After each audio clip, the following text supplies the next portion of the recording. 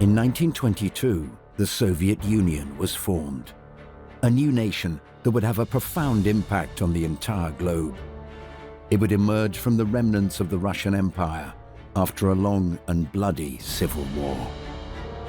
Russia, in the aftermath of the Bolshevik Revolution, was a country in absolute turmoil, a brutal and bloody clash of arms trying to wipe out this new regime before it can take control of the country. The Bolsheviks finally succeeded in about 1922, and then came the hard work of trying to create, for the first time ever, a new socialist country. From out of nowhere, Vladimir Lenin had become the leader of the largest nation on earth and was now imposing his will. Lenin won the war. Lenin won the revolution. Lenin's one of those amazing figures who really are decisive in history. One's got to understand that Lenin was an autocratic character who really didn't want anyone to succeed him. That's true of most autocratic characters in history. But Lenin would have a successor who proved to be the most ruthless of all figures when dealing with both his own people and his foreign enemies. They realized after the revolution that the Soviet Union was surrounded by enemies. It didn't have a friend in the world. They felt that way, and they were probably right. And the only defense was to build an enormous army with a lot of tanks and a lot of aircraft and a lot of ships, which they did. In the aftermath of World War II, the Soviet Union emerged as a new global superpower that matched the once mighty Russian Empire of old.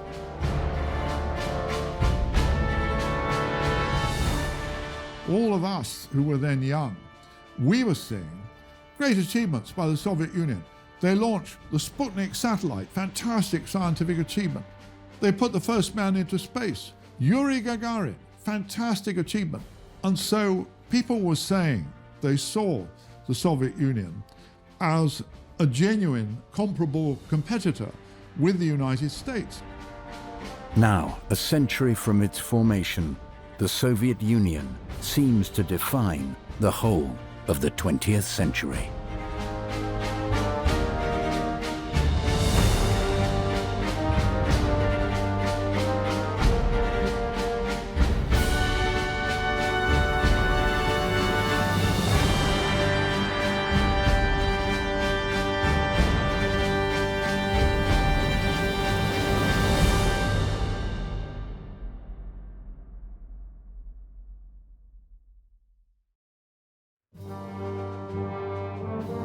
On the 22nd of June 1941, Adolf Hitler launched Operation Barbarossa, a gargantuan military invasion of the Soviet Union.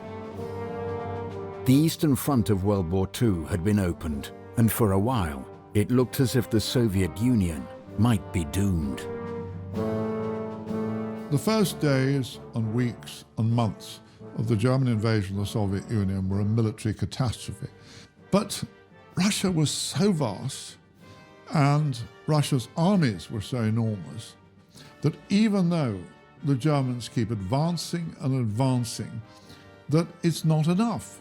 As time went on, this Nazi war machine was stopped. It was stopped in front of Leningrad, it was stopped in front of Moscow, and it was absolutely imperative for the Nazis to capture Moscow before winter began.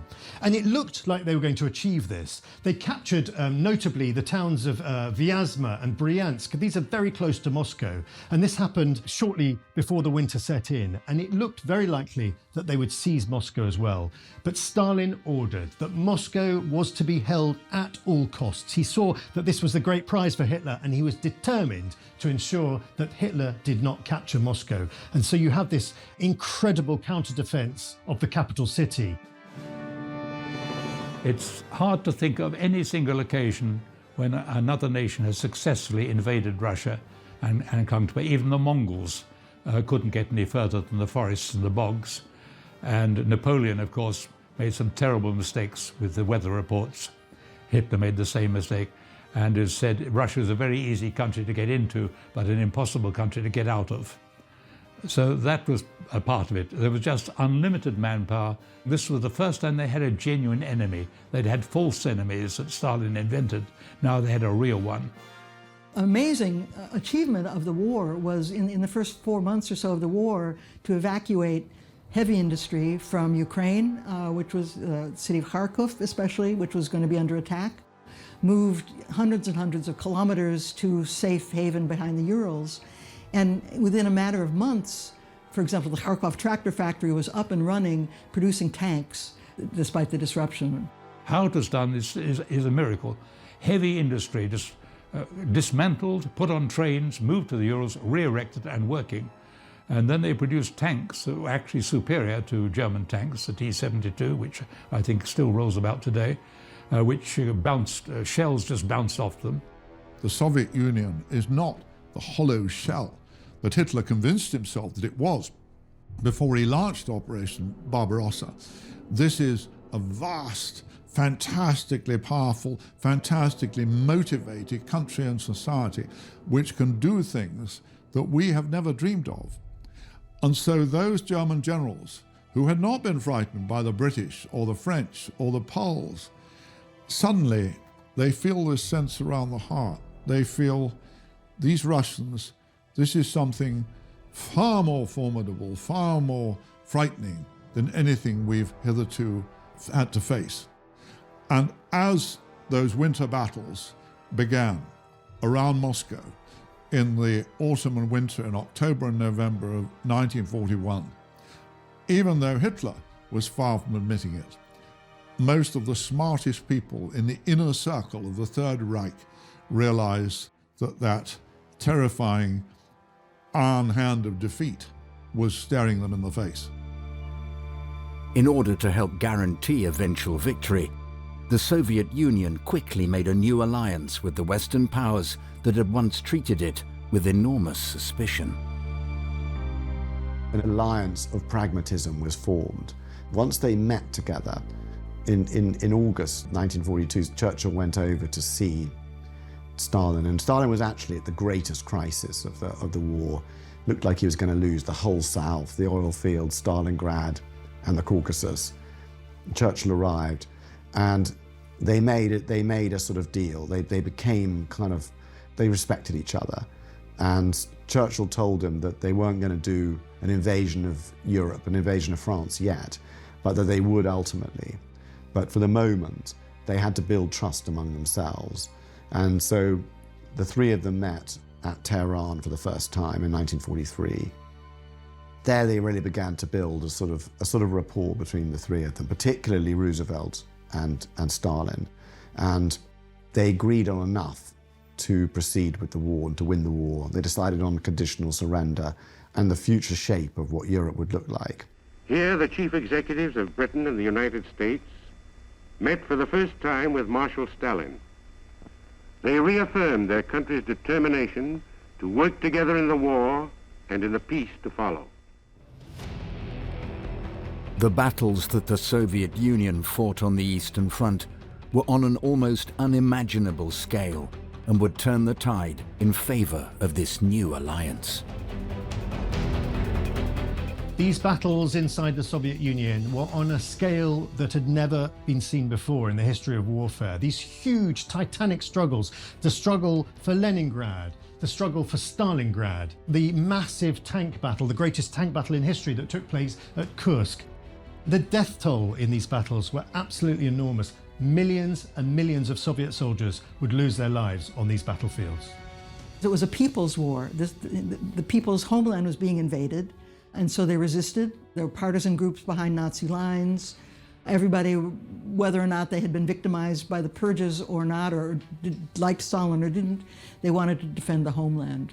Tremendous numbers of victims. A whole generation of young men was lost to the Soviet Union, and economic destruction, the burning of fields, of factories, tremendous losses.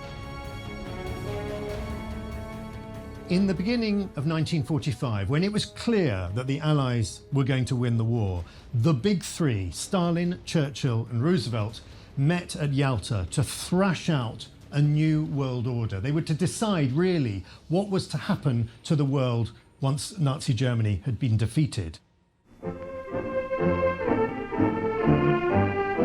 The three parties reach a firm accord on military and political points. Coordinated plans are made for great new blows against Germany from all directions. Reaffirming the resolve of the United Nations to cooperate fully after the war, Roosevelt, Churchill, and Stalin reach agreement on the foundations of European peace. Germany shall be disarmed. German militarism and Nazism will be destroyed. Just over 2 months after the Yalta Conference, Soviet forces reached Berlin and raised the victory banner over the Reichstag. Only a few hundred yards away, Adolf Hitler had committed suicide in the Führer bunker. The European theatre of World War II had come to a decisive end. But the battle lines of the Cold War were already being drawn. In July 1945, the Potsdam Conference began. The leaders of the victorious Allied countries met in Germany, which had unconditionally surrendered just 9 weeks earlier. It would be the last time Stalin ever left the Soviet Union. Stalin and the Soviet Union emerged from the war both weak and very powerful. Weak in the sense that huge swathes of the Soviet Union had been totally destroyed by the German army, but powerful in the sense that the Red Army had steamrolled into Eastern Europe, and that Stalin now controlled many of the territories he'd always coveted. This placed him in a very, very powerful position. Germany itself was to be split into 2 separate parts. The Soviets, Stalin was going to control the east of Germany, and the Western Allies, Britain, France, and America, were to control the western sector of Germany. And they were going to do likewise for Berlin. Good progress at the Berlin Conference. Reparations settled, boundaries adjusted, peoples relocated. New problems will still arise tomorrow, but today we have an international organization to work them out, so that problems do not become conflicts. The Big Three changes, but the Big Three goes on. When the president dies, another ably takes his place. A prime minister leaves the conference to stand a free election, and by the choice of his people, a new prime minister returns to his seat. But the conference goes on. The promise made at Tehran and reaffirmed in Berlin is kept on schedule.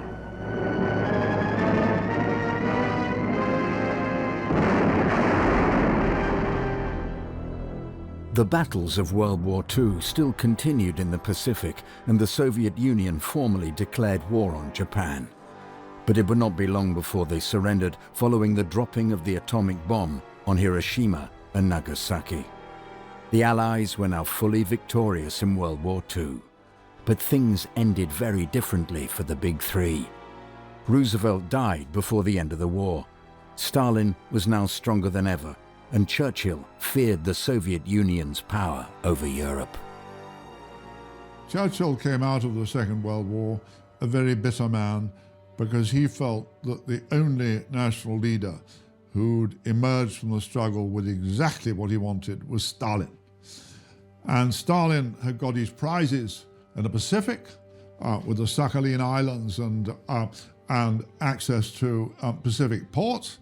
And of course, he'd seized most of Eastern Europe. And Churchill's frustration and bitterness. And so he instructed the British Chiefs of Staff to draw up a plan, which was codenamed Unthinkable, for the recapture of Poland from the Red Army by 42 American and British divisions, with the aid, absurdly, of the rump of the Wehrmacht. And this document, which is still in Britain's National Archive, an amazing document, I forget, it runs to about 150 pages, detailed description of exactly how this was to be done. But the Chiefs of Staff, they used the word hazardous 23 times to describe it, because they said, if the Russians want general war, they are in a position to have it. They knew that the Red Army was incomparably stronger than the Western Allied armies. And of course, they also knew that the British and American armies, that their soldiers hadn't the slightest desire to fight the Russians. They'd been told the Russians were heroes for the last 4 years. So the whole idea was obviously absurd. But the unthinkable plan, which is one of the most riveting postscripts of the Second World War, that it was a reflection of how absolutely appalled Churchill felt by the spectacle of the Soviet Union coming out of the war, having seized Eastern Europe. Stalin was always determined that all the countries that he occupied with the Red Army would somehow become Soviet satellite states. And he said, you know, whatever we discuss with the Westerners, the old rule will be true. You know, whoever has their army there will install their own system, and that's what happened. So very quickly, he installed a system through all those countries, you know, Poland, Hungary, Czechoslovakia, Bulgaria, Romania, and Yugoslavia first, all became people's democracies. Later, there was a rift with Tito in Yugoslavia. But basically, he remained in control of this kind of huge part of Eastern Europe. In 1946, Churchill would voice his concerns publicly with his famous Iron Curtain speech. From Stettin in the Baltic to Trieste in the Adriatic, an iron curtain has descended across the continent. Behind that line lie all the capitals of the ancient states of Central and Eastern Europe: Warsaw, Berlin, Prague, Vienna, Budapest, Belgrade, Bucharest, and Sofia. All these famous cities and the populations around them lie in what I must call the Soviet sphere. One of the key moments in the post-war period came in the spring of 1946, when Winston Churchill, no longer Prime Minister at this point, travelled to America.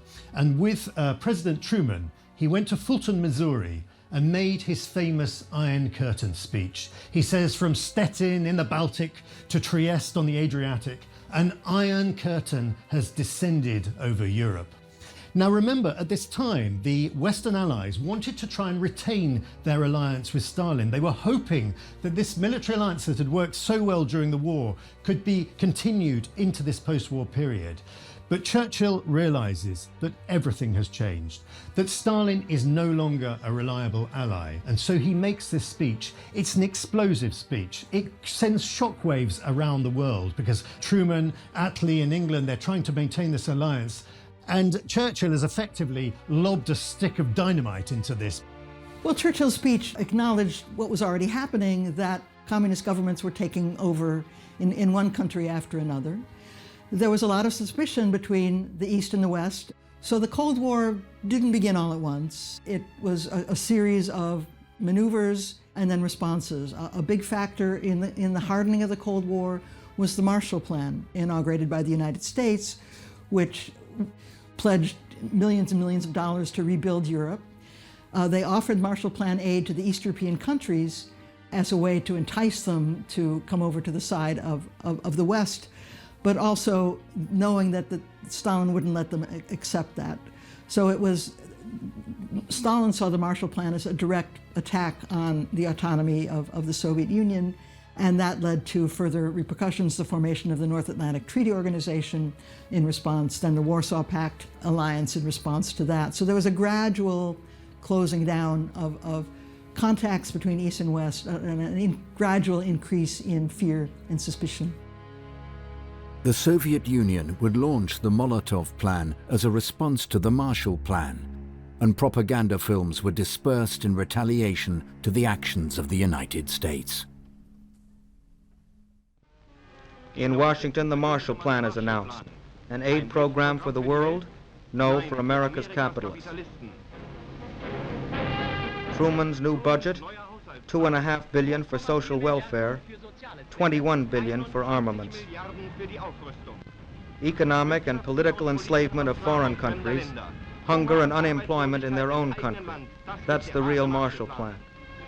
The stock exchange, the headquarters of the true masters of America. Here sit the Americans who run the opinion factories.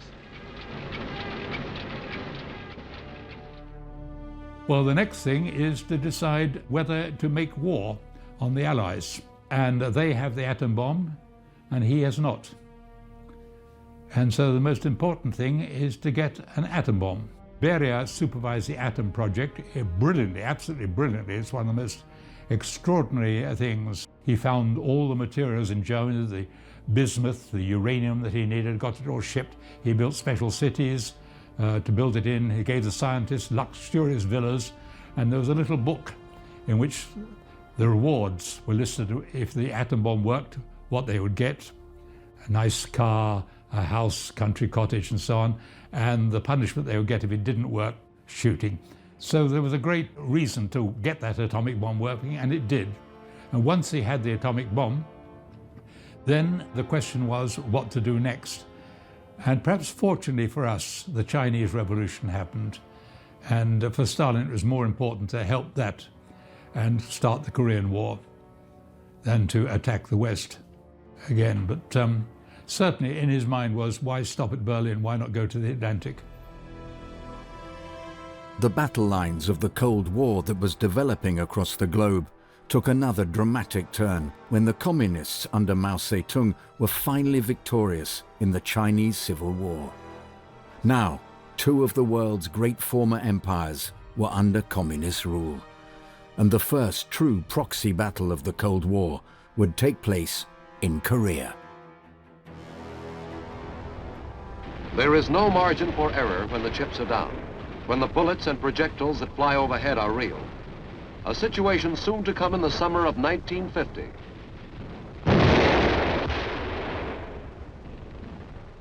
Thousands of miles away on the other side of the Pacific, trouble was being fermented.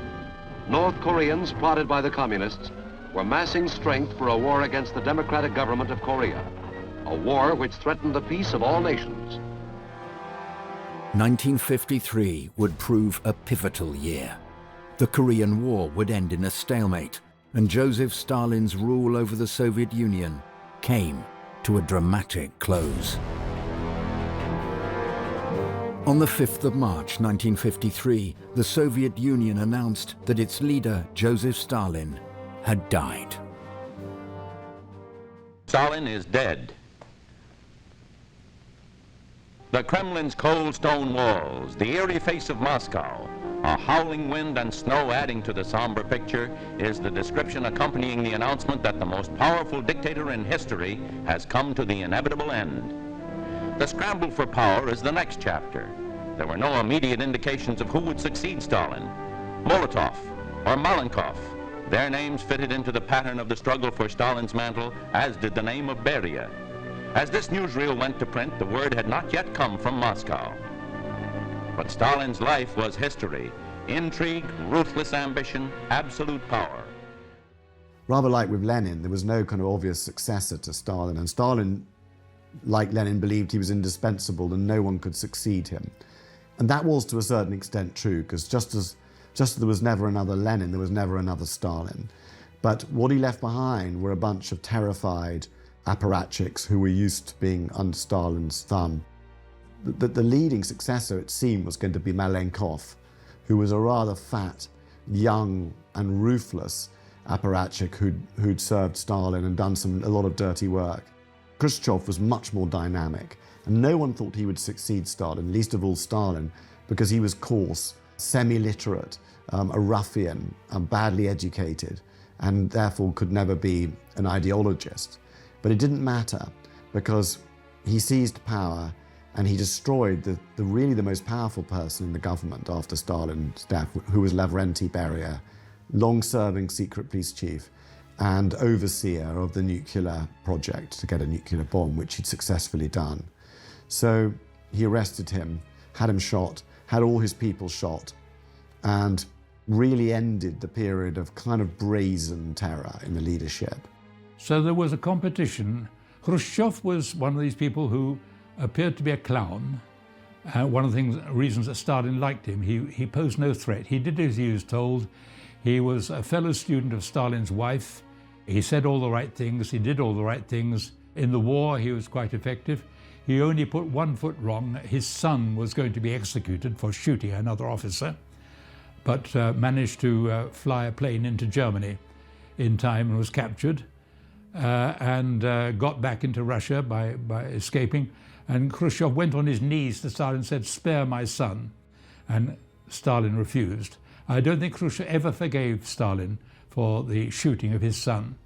And that may be one of the motives for his anti-Stalin speech. It may be personal.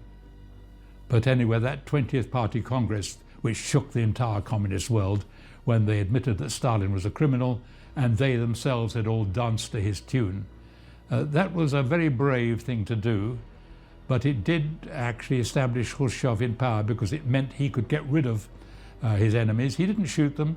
Molotov was made ambassador to Outer Mongolia. Malenkov, I think, was put in charge of an electric power station in Siberia. Not very nice punishments, but better than death, I suppose. Nikita Khrushchev's shocking 1956 speech, in which he denounced the cult of personality that had formed around Stalin, would be a major contributor to the Sino-Soviet split. But although relations with the other great communist world power were now soured, Khrushchev would also soon earn major political victories for the Soviet Union.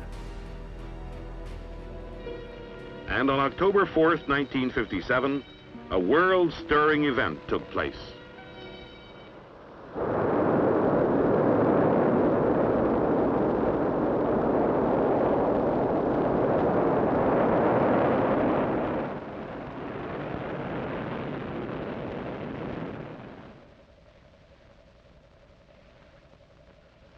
A man-made celestial body for the first time in history overcame terrestrial gravity and flew into space. During the early to mid-50s, the Americans had been developing their space program, and they announced that they were soon to launch a satellite into space. This was a huge moment and a huge triumph.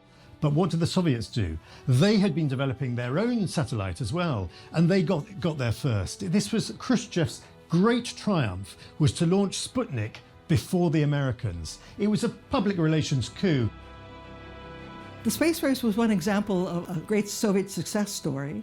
The economy was improving after the war, but it wasn't running on all cylinders at this time. But the space race began as a quasi-arms race, knowing that the Americans were trying to build rockets. The Soviet Union mobilized all of its resources into launching a satellite and then to launching a man into space so that they could be the first. So when they're able to mobilize all resources toward this one goal, and they had brilliant scientists, they also had scientists who had been Germans who had gone over to the Soviet Union. They had tremendous brain power and tremendous technological capability, and with all the resources at their disposal, they were able to be the first into space. The launch of the Sputnik satellite generated frenzied attention around the world. But at the same time, an arms race was in full effect, and acts of espionage were at extraordinary levels on both sides. A crisis point was reached when pilot Francis Gary Powers took off from Peshawar in Pakistan in 1960, and his U-2 spy plane was brought down by Soviet air defenses. Secret reconnaissance of Russia by high-flying American U-2 jets ended when one was downed deep in Soviet territory. Its pilot, Francis Powers, was made the subject of a showcase trial. Powers' family was in the courtroom as Russia began massive exploitation of this propaganda windfall. Powers' conviction was inevitable, and the U-2 affair became Khrushchev's pretext to torpedo the Paris Summit Conference. So in September of 1959, Khrushchev had met Eisenhower at Camp David in America, and the two men had agreed to meet again in Paris in the following spring. And this was duly to go ahead. But something intervenes in the meantime, something that causes a crisis in relations between the Soviet Union and the United States. And this is the shooting down of a U-2 spy plane piloted by Gary Powers. Khrushchev gave a personal order to his air defenses to shoot down an American U-2 spy plane over Soviet airspace. For 3 or 4 years, American planes have been intruding over Russian airspace freely, at very high altitude, and the Russians had no fighters or missiles that could reach them. By 1960, they did. And he thought, and who can blame him, that for the Americans to spend a spy plane flying over their airspace on May the 1st, May Day, the most sacred day in the Soviet Bolshevik calendar, to fly over his airspace was a deliberate insult, and so he gave the order to shoot it down. Khrushchev played his cards very skillfully and ruthlessly. That initially he announced the shooting down the plane, but he did not admit that he captured its pilot, Major Gary Powers. And so the Americans got themselves deeper and deeper into a tissue of lies about this being a weather plane and so on and so forth. And only 2 days later did Khrushchev reveal that they had Major Gary Powers and announced triumphantly to the world, and our cameras are better than the American cameras that we found on the U-2. So the humiliation was terrific. This throws relations between the two countries into absolute crisis. Khrushchev storms off back to Moscow. He won't have anything more to do with these talks, and he cancels the intended visit of Eisenhower to Moscow. Eisenhower is very disappointed. He was really looking forward to going, but this is cancelled, and relations between the two countries descend once more into crisis. The U-2 incident was eventually resolved by an exchange of Gary Powers for a Soviet spy named Rudolf Abel, who'd been captured in the United States. The technological war would continue, though, and the Soviets struck another victory when they launched the first man into space in 1961, Yuri Gagarin. The space race became incredibly public competition between the two superpowers as to who could display their technology, their sophistication, their ambition in a new realm, space. And that was really what the space race was about, and why both countries put massive amounts into sending people into space and competing in that way. And of course, you know, the Soviet propaganda machine made all the cosmonauts into massive heroes, just as the American propaganda machine made their astronauts into huge heroes. And I certainly think for a while the public was pretty fascinated, probably in both worlds. Gagarin was an ace pilot, and he was very well trained, and he was an extraordinarily fearless man. And he became like a film star idol, an international thing, so the Gagarin squares, not only in Russia, but you find them all over Africa. It had an enormous effect on the American psyche, of course. Again, a triumph for the Soviet Union. It just demonstrates their capabilities, what they've achieved in this space program. And it's a humiliation for the Americans, who publicly congratulate the Soviets, but in private they're seething. What do? One of the first things they do is they form NASA. They are determined to regain the upper hand in the space race. The achievement by the USSR of orbiting a man and returning him safely to ground is an outstanding technical accomplishment. We congratulate the Soviet scientists and engineers who made this feat possible. The exploration of our solar system is an ambition which we and all mankind share with the Soviet Union. And this is an important step toward that goal. Our own Mercury Man in Space program is directed toward that same end. The end of the 1950s and the beginning of the new decade seemed at first to be an era of unbridled success for the Soviet Union, with their dramatic lead in the space race. But huge crises in both Europe and North America were just over the horizon. The early 1960s would prove to be the height of Cold War tensions, both in Europe and in the US.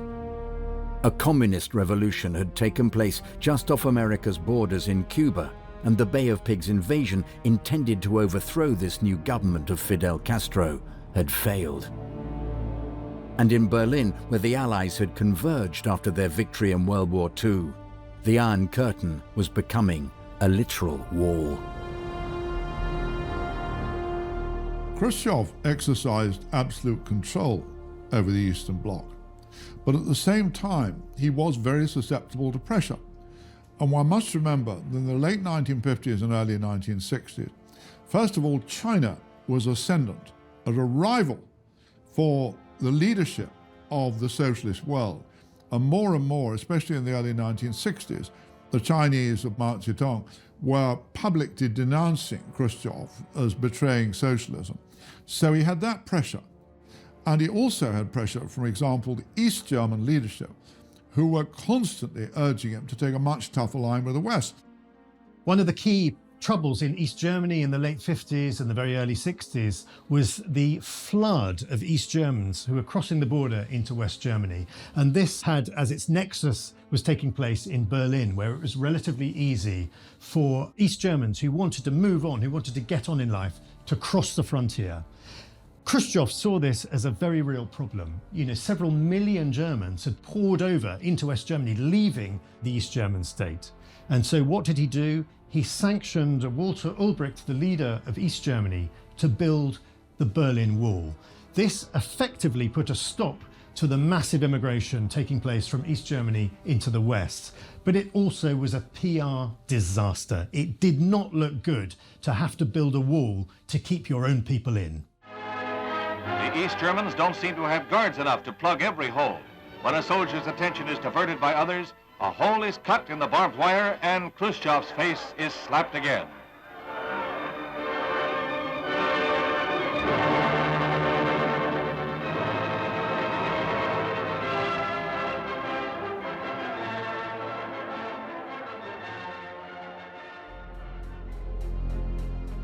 Not long after the Berlin Wall was constructed, another flashpoint in the Cold War emerged when it was revealed to the world that the Soviet Union had placed nuclear weapons on the territory of newly communist Cuba. The world watched with bated breath as the two superpowers faced off. The Cuban Missile Crisis is a hugely complicated episode, and historians are still uncovering archives and trying to understand what exactly happened. I think Castro played an important role in this, or at least Khrushchev blames Castro for goading him into sending missiles to protect Cuba against another United States invasion. The Soviet Union miscalculated the United States response to the presence of these missiles. They didn't realize that they had been found out. So there was a real danger during these 2 weeks in October that the world would go up in a nuclear war because of this tension. The greatest crisis between the Soviet Union and the United States, and indeed I think one of the great crises of the entire Cold War, this was sparked by America placing missiles, its own missiles, on Italian and Turkish soil. In retaliation, Khrushchev wanted to replace Soviet missiles on Cuban territory very close to the United States. Thus began a standoff. Kennedy said that this was totally unacceptable to have these missiles so close to the United States. Khrushchev said it was totally unacceptable for the Americans to have missiles on Italian and Turkish territory. The world at this point is in deep crisis. We are very, very close to a nuclear war being declared. And it is only through wiser counsel, wiser heads prevail, a deal is done between the two powers that enables them to back down. Khrushchev, launched the Cuban Missile Crisis as a way to break the impasse that he felt, the sort of stagnation that he felt was taking place in the rivalry between the two superpowers. He thought that if he needed to do something to up the ante, and he'd convinced himself that taking a risk, a gamble, would turn the whole course of the Cold War. And he'd seen a hint of it when, in 1956, during the Suez Crisis, he'd threatened that if Britain, France and Israel didn't withdraw from Egypt, he would use nuclear weapons. And it's a moment that's often forgotten. And America had forced them to withdraw. So he saw that as evidence that nuclear brinksmanship really worked. And so what better way to break the impasse and to overcome American power and wealth than to place weapons right in America's backyard and to defend a new fraternal revolution in Cuba. And so that's why he did it. He was also a member, one of the World War II generation, like all the Soviet leaders, and they were actually very, very afraid of war. They'd seen what war did, even conventional war. And so, he thought he'd win that point. Call on the chairman of the Council of Ministers of the Soviet Union on a point of order.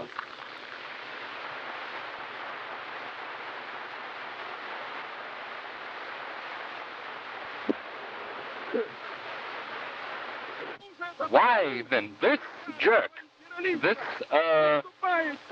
stooge of American imperialism here who is speaking before you, he is touching upon questions which are obviously not procedural ones, and the president, who is sympathizing with these colonialists and colonial domination, obviously is not stopping him. He had a quality of an act. I'm taking off your shoe and banging it in the United Nations does get attention. And in the Cuban Missile Crisis, I think he won. It was very cunning, very risky, but we were more frightened than they were. I remember I was a student at the time, and I seriously thought in Cambridge this might be my last day on Earth with the missile crisis and Kennedy holding out. But in fact, Khrushchev had a bargaining chip, and he was willing to take those armed rockets away if America withdrew its rockets from Turkey.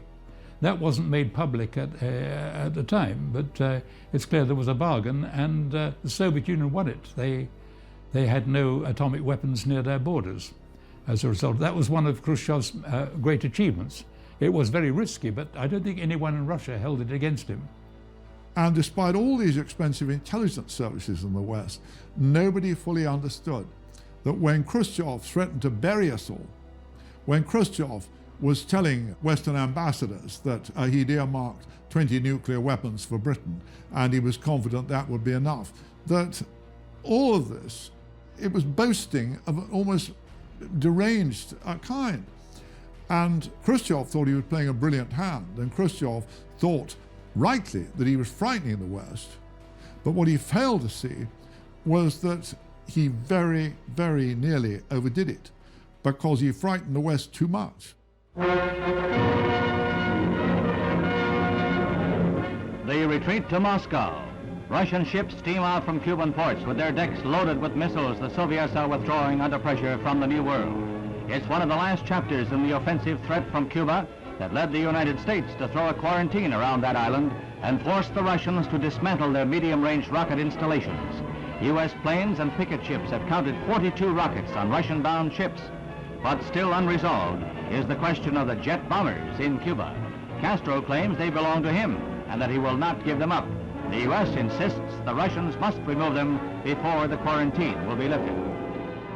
The headlines in the Soviet newspapers said the Soviet Union has saved the world by the deal that it made with the United States. So they took all the credit for easing this tension. And that's what the Soviet readers saw, that this was a victory for Soviet diplomacy. The following is the text of President Kennedy's statement of noon. I welcome Chairman Khrushchev's statesmanlike decision to stop building bases in Cuba, dismantling offensive weapons, returning them to the Soviet Union under UN verification. This is an important and constructive contribution to peace. Both the US President John F. Kennedy and the first Secretary of the Soviet Union, Nikita Khrushchev, would not have much longer in office after the de-escalation of tensions from the Cuban Missile Crisis. JFK was infamously assassinated in November 1963, and Khrushchev would be maneuvered from power the following year. It was soon to be the era of Leonid Brezhnev in the Soviet Union.